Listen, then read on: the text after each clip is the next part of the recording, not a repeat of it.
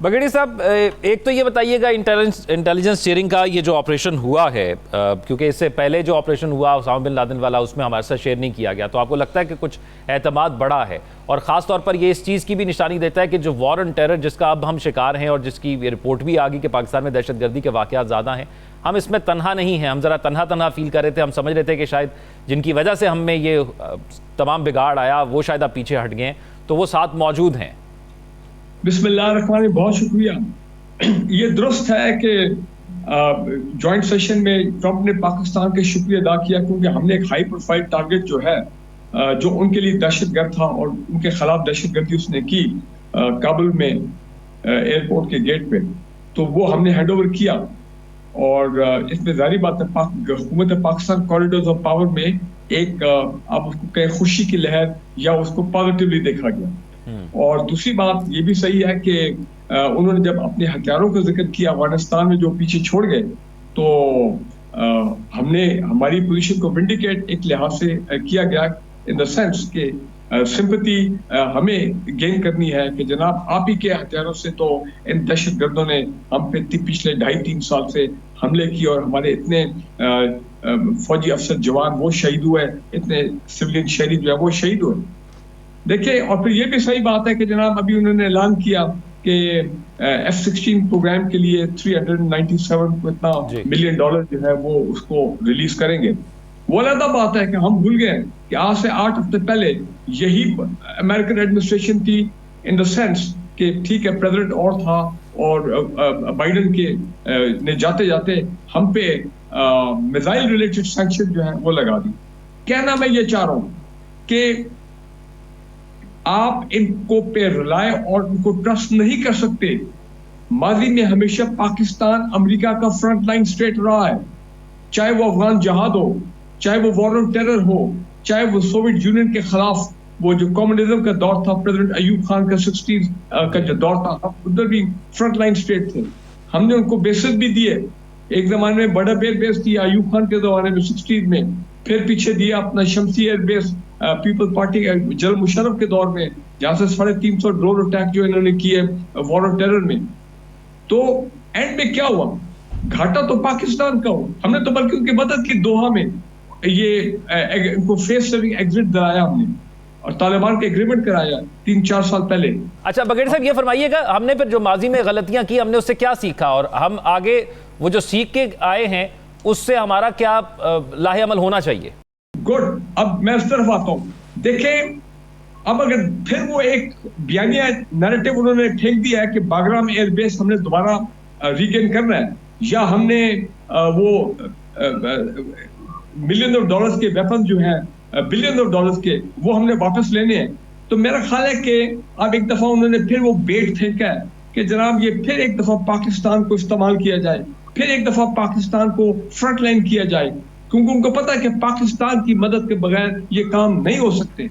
अच्छा बगेड़ी साहब, ये बताइए, ये जो हथियार वापस लेके जाने, ये सिंपल नहीं है कि वो कहेंगे कि भाई ये जहाज खड़ा है इसमें आके हथियार रख दो अफगान को या तालिबान को। ये होगा कैसे प्रोसेस? देखिए, मैं यही तो कह रहा हूँ, ये तो अभी हिकमत अभी क्लियर होगी। पीछे मैं नाम नहीं लेता हूँ, लेकिन एक सीनियर गवर्नमेंट मेंबर ने के हवाले से ये खबर थी जो मैंने सोशल मीडिया पर पढ़ी कि जनाब ज्वाइंट ऑपरेशन। तो मेरा मतलब ये है कि वो हमें इस चीज पे बड़ा मोहतात होना चाहिए। देखिए, वर्किंग रिलेशनशिप हो, बिल्कुल हाई प्रोफाइल लोग जो हम पहले भी उनको हैंड ओवर करते रहे दहशतगर्द, अभी भी अगर वो मांगेंगे तो हमें दे देना चाहिए, कोई इसमें अगर हमारी तहवील में है। लेकिन we have to be very careful कि ये ना हो कि लेकिन बगेड़ी साहब देखिए, एक ऐसा मुल्क है जहां से हमें दहशतगर्दी का खतरा है और अमेरिका, और उसमें जो असलहा इस्तेमाल हो रहा है हमारे खिलाफ, वो भी वो असलहा है जो अमेरिका कहता है हम वापस लेकर जाना चाहते हैं। तो हमारे लिए इससे बेहतर ऑप्शन या बेहतर बात क्या होगी? देखिए जी, हमारे लिए बेहतर ये कि हम उनको कहें कि जनाब हमें आप इस दहशतगर्दी की जो आगे इसमें की जंग जो है इसमें दोबारा हमें वो केस होना चाहिए कि हम दोबारा इस्तेमाल ना हो जाए, और ऐसे इस्तेमाल ना हो जाए कि अपने एक्सट्रिकेट ना कर सके। ये ना हो कि ये अपने हथियार तो ले जाए, चलो हमारा फायदा इसमें, या हम थोड़ी बहुत जो इंटेलिजेंस इनको शेयरिंग इनके साथ कर सकते हैं। इनको तो सब पता होगा इनके हथियार कौन कौन से प्रॉक्सी ग्रुप्स के पास हैं। और बाय द वे वो जो प्रॉक्सी ग्रुप हैं ये इनका जो स्ट्रेटेजिक पार्टनर इंडिया, वो उसी के तो उन्होंने तो ये हथियार आगे डिस्ट्रीब्यूट कराए by the government to the proxy group जो पाकिस्तान पे हमला कर रहे हैं। तो ये आयरनी ऑफ द सिचुएशन देखें, ये मुनाफिकत ऑफ द सिचुएशन देखें। हमने अपने इंटरेस्ट को गार्ड करना है कि हमने बहुत सफर किया at the hands of the war on terror, ये तो चले गए, हम मारे गए, तबाह हो गए, अब वी आर ट्राइंग टू फिर दोबारा हम एक जंग में जाएंगे। तो बड़ा केयरफुली इसको हैंडल करना है, बड़ा केयरफुल उससे बातचीत। अच्छा ब्रिगेडियर साहब, एक आखिरी चीज जानता हूं मैं साकिब बशीर साहब की तरफ चलता हूं, ये फरमाइएगा हम इस पोजीशन पर हैं कि हम बार्गेन कर सकें, अगर वो हमें ऐसे कहते हैं? नहीं, देखिए मादी में तो जो कुछ जब भी उन्होंने मांगे हमने उनको दिया। मैं जिससे पहले मैंने भी कहा, हर चीज जो उन्होंने मांगी हमने की है। तो अब इस देखिए वॉर ऑन टेरर तो हमारी जंग ही नहीं थी, उन्होंने अपने मुसल्लत की जबरदस्ती जनरल मुशर्रफ के दौर में और खुद निकल गए, और हमारा हशर क्या हुआ। तो अभी भी कोई छोटा मोटा कोई ऑपरेशन हो जिसमें हम उनको कोई लॉजिस्टिक सपोर्ट दे सकते हैं कि चले वो जो हथियार है, जो हैवी वेपन्स है, अगर वो पाकिस्तान वापस जानी है कराची पोर्ट तक, तो चलो जी हम उनको ग्राउंड लाइन ऑफ कम्युनिकेशन एक पैसेज प्रोवाइड करेंगे। लेकिन फिजिकली जाना, हम एयर स्ट्राइक्स कर सकते हैं। माली भी हमने दहशतगर्द ग्रुपों पे एयर स्ट्राइक्स की है अफगानिस्तान में, शायद अब दोबारा हो उनके बेसिस के ऊपर जहां से पाकिस्तान पे हमले हो रहे हैं। लेकिन अगर वो ये समझ रहे कि हम फिजिकली जाएं और उन दहशतगर्द के साथ लड़े अफगानिस्तान जमीन पे जाके हथियार छीनने के लिए, तो ये तो मुझे मामला बड़ा गड़बड़ लग रहा है।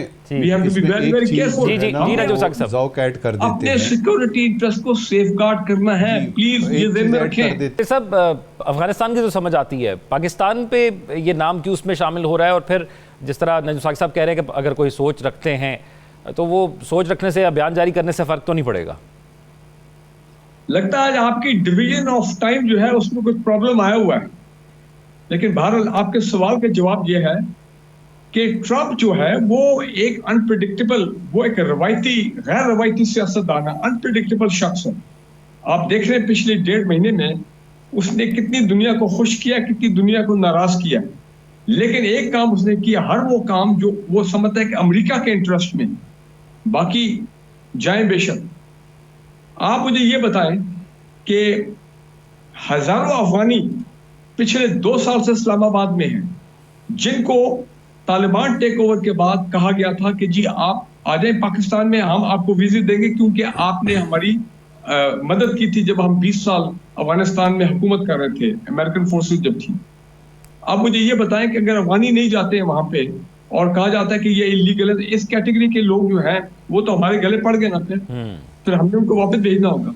नंबर 1। दूसरी बात ये है कि बिल्कुल हो सकता है कुछ ऐसी इमिग्रेशन की वो कैटेगरी अनाउंस करते हैं जिसमें पाकिस्तान भी हो, और आपने लेटेस्ट रिपोर्ट तो यही है ना कि पाकिस्तान नंबर 2 है मोस्ट दहशतगर्द अफेक्टेड ममालिक में, और उनकी हमेशा पॉलिसी है कि जहाँ पे जिन ममालिक में दहशतगर्दी है या अफेक्टेड है, इस तरह के दहशतगर्द ग्रुप हैं वगैरह वगैरह, तो जनाब उनके लोगों को आने नहीं देना, क्योंकि फिर उनके माशरा डिस्टेबलाइज होता है।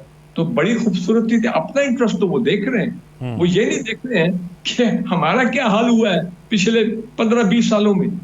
तो लिहाजा मैं फिर एक बात कहूंगा, देखें ये अभी आप बात कर रहे थे, मुझे आवाज नहीं आ रही थी, आप साकिब साहब से बात कर रहे थे, ये पीटीआई की जो आप बात कर रहे थे, पीटीआई के जो 10 लाख का डायस्पोरा वहां पे है, उन्होंने ट्रंप को के जीतने में उनका अपने किरदार रहा है, छोटा है ज्यादा वो अलग बात है।